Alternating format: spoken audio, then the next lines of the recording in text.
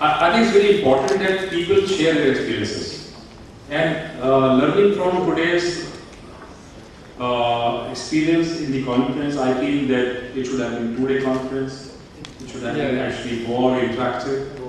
And I think we will go forward and definitely we will come back again on this platform. 5 people, Amit Agarwal, 2 minutes, and then gentlemen on the back. Can I have the names please? Because it will be then easier for me to...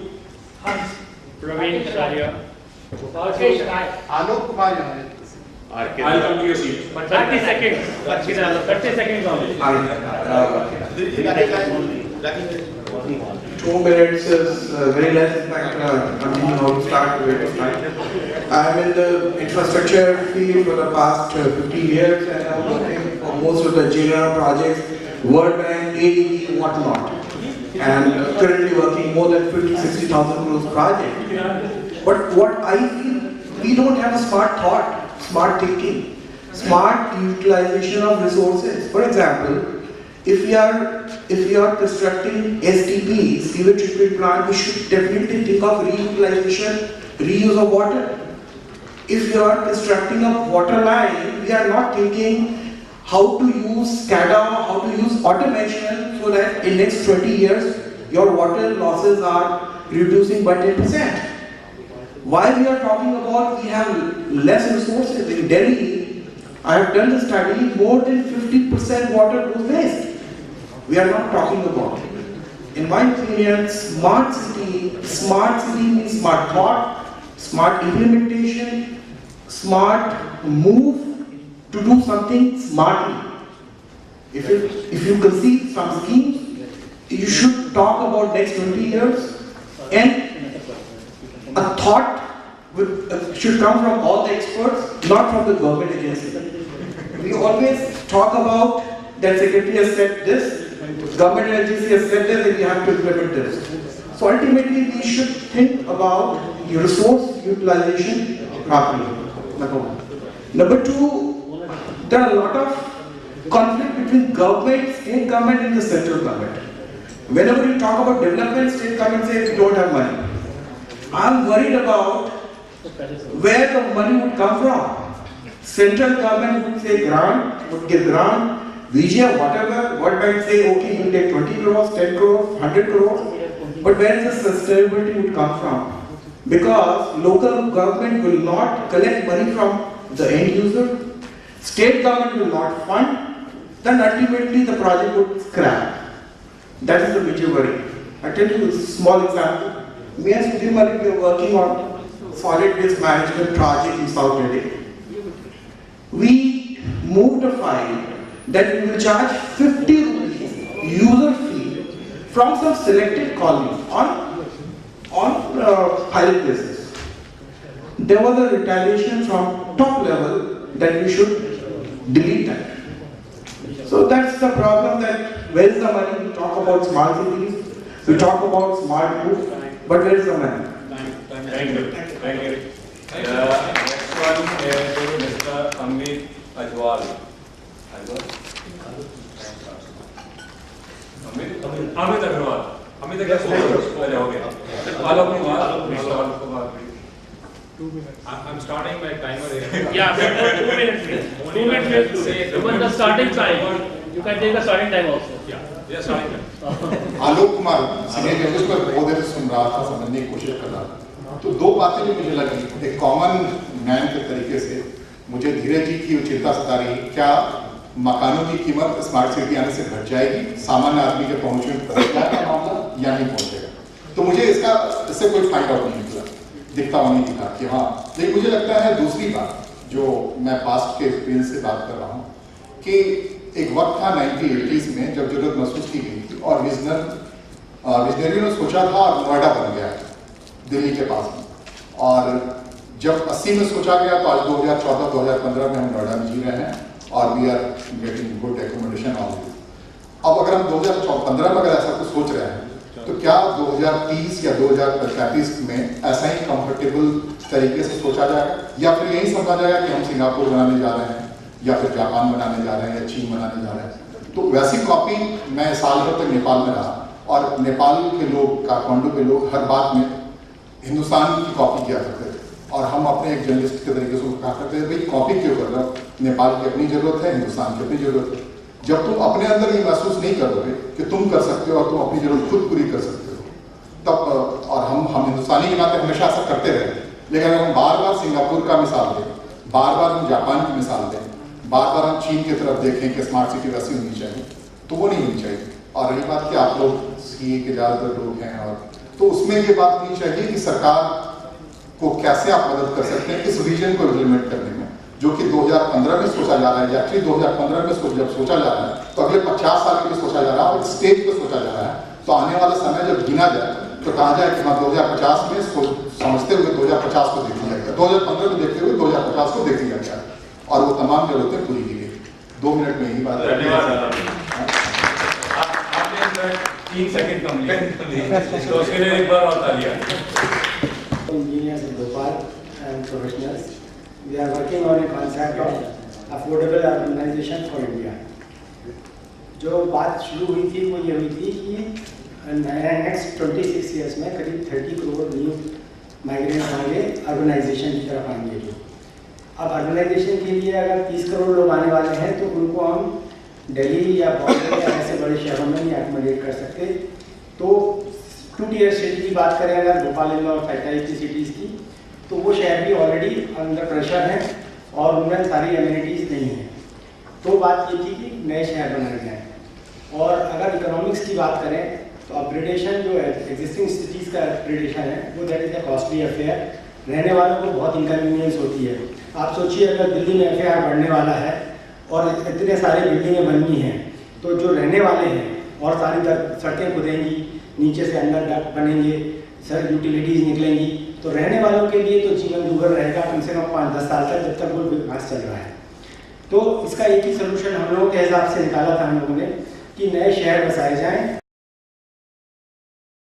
और जो sustainable हो, ऐसे sustainable होना चाहिए शहर कि जैसे भोपाल शहर 12,000 करोड़ रुपए का साल का बजट है और जो वहाँ की पॉपुलेशन से अगर हम डिवाइड करते हैं तो पाते हैं कि करीब 60,000 रुपये पर फैमिली पर ईयर खर्चा आता है कॉरपोरेशन का। अब 60,000 रुपये का तो रेवेन्यू हम फैमिली से कलेक्ट नहीं कर सकते, तो गवर्नमेंट को सपोर्ट लगता है।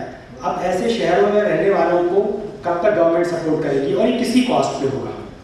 तो unless the cities are self sustaining there is no point in urbanisation. उसके लिए पैसा कहाँ से आने वाला है? टैक्सेशन से आएगा। अगर मान लीजिए हम सिटी में कॉर्पोरेशन टैक्स नहीं वसूल कर सकते हैं तो हम दूसरे तरीके के टैक्स लगाएंगे। दिल्ली में भी अब ये अपने तैयारी हो रही है, green taxes and other taxes are going to come. So finally it is going to push the inflation. Sir आपका टाइम पूरा हुआ। ओके, धन्यवाद। अगले स्पीकर है प्रवीण कटारिया जी।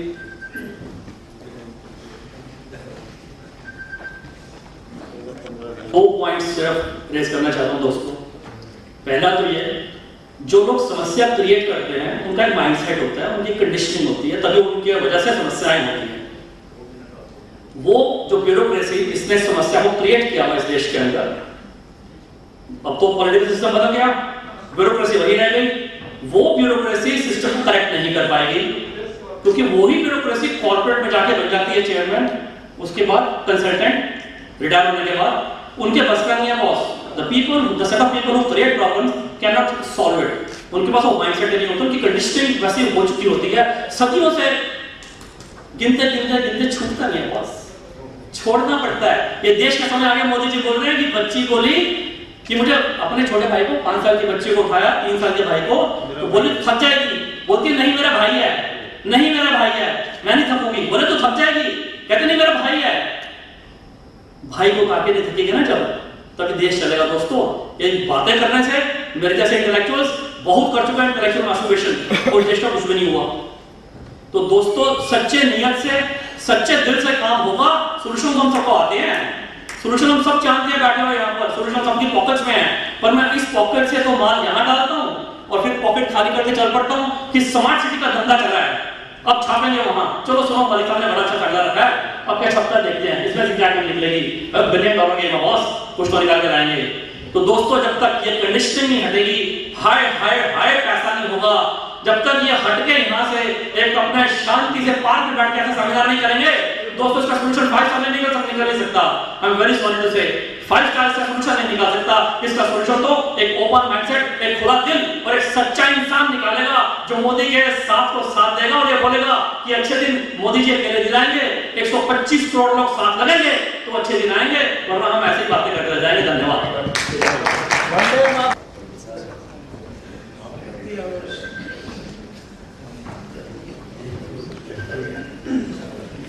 Touch नहीं करूँगा.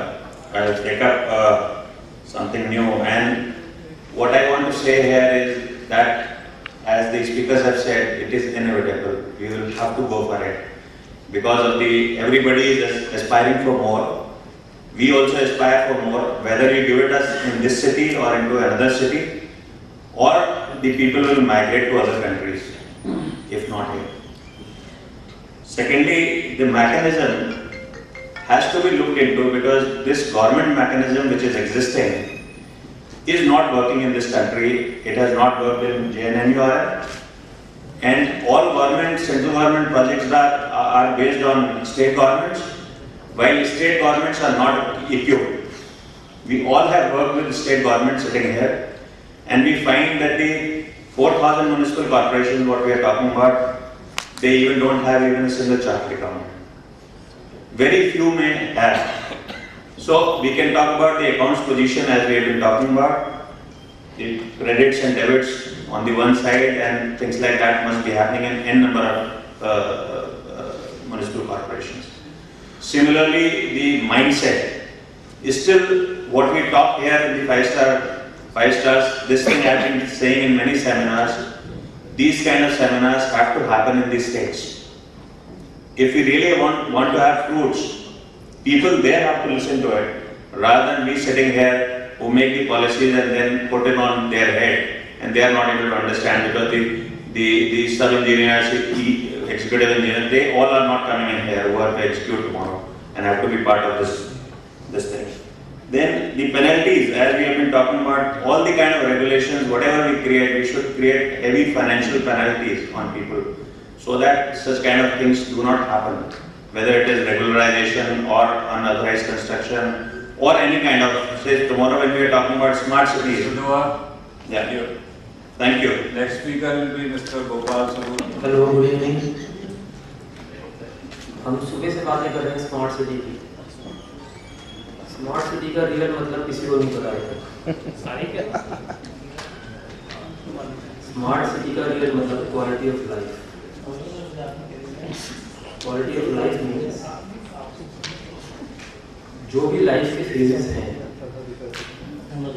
Right from beginning to the ultimate end of life, all those should be met.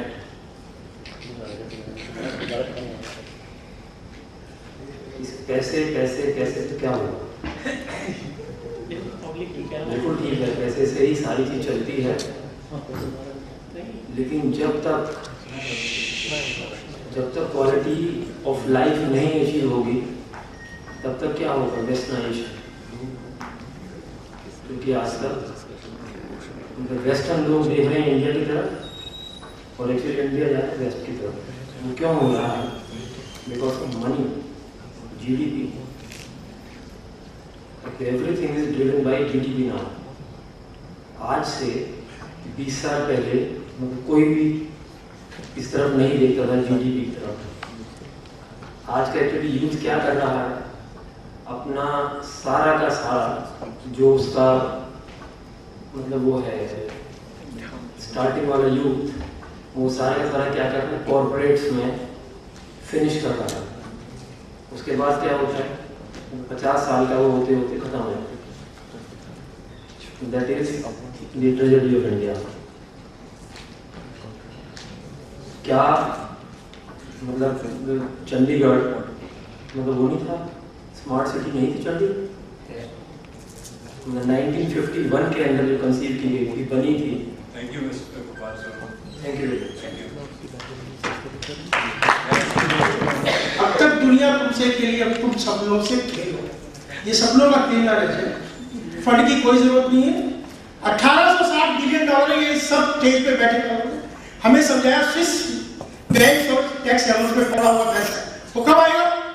उसको लेके आओ, उसकी छोटा सा लिख के आओ, फंड की जरूरत ही नहीं पड़ेगी। एनएसए नेशनल सिक्योरिटी एडवाइजर कहता है मेरे पास कंस्ट्रक्टिव प्रूफ है कि स्टॉक मार्केट के अंदर टेररिस्ट फंड पार्ट है और वो सारी की सारी मार्केट को मैनिपुलेट कर रहे हैं। अगर उसके पास है, नेशनल सिक्योरिटी एडवाइजर के पास है, why not seize those terrorist fund? We do require of funds, you have to act. अगर ऐसा ना ऑपोजिशन में जाके रूलिंग पार्टी में आके आपकी आवाज बदल गई हो और वो पैसे से भागीदारी कहीं और गई हो। पीपीपी मॉडल्स, इसकी बहुत सारी हिस्ट्री है। दिल्ली के अंदर हमने भुगता है, डीआरसी चेयरमैन कह रहे हैं इनको जरूरत नहीं है, कोर्ट के अंदर जाके वो फेल हुए तो हाई कोर्ट ने 2 बार उनको कहा कि आपकी बैलेंस शीट फर्स्ट है, वो ऑडिट कराने को तैयार नहीं है। These are PPP models.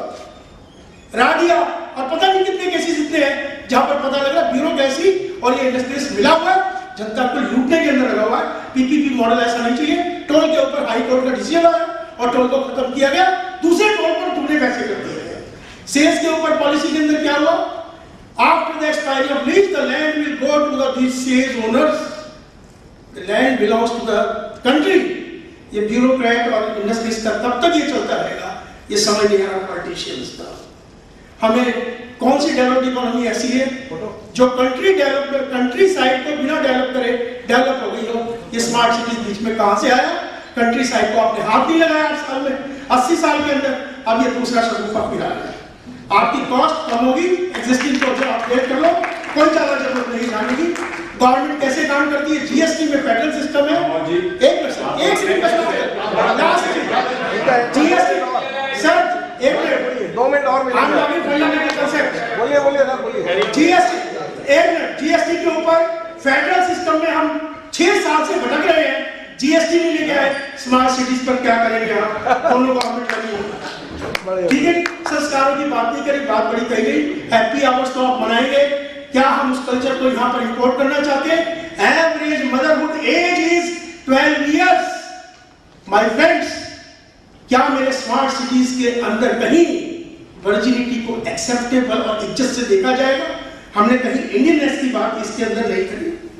और सारी चीजें हैं, डिजास्टर मैनेजमेंट की बात कर रहे हैं, रिस्क मैनेजमेंट की बात कोई नहीं कर रहा। प्रदीप जी आपने भी नहीं करी। ये रिस्क मैनेजमेंट कर लेंगे तो हमें total cost to the nation ये डेवलप कर लो। प्राइवेट आज पब्लिक अंडरटेकिंग्स, यूटिलिटी अंडरटेकिंग जिसमें प्रॉफिट की बात करती है, तो लगता है हम कहां हो गए? Total cost to the nation has to be calculated. मेरी आइडलिंग कॉस्ट मुझे देखनी चाहिए। रिंग रोड मैंने बनाकर डाल दिया, 2 पुल तो उतर कर आ जाता हूं, लेकिन उसके बाद आइडलिंग कॉस्ट कितनी है उसको देखोगे तो आपका इंपोर्ट बिल बहुत कम हो जाएगा।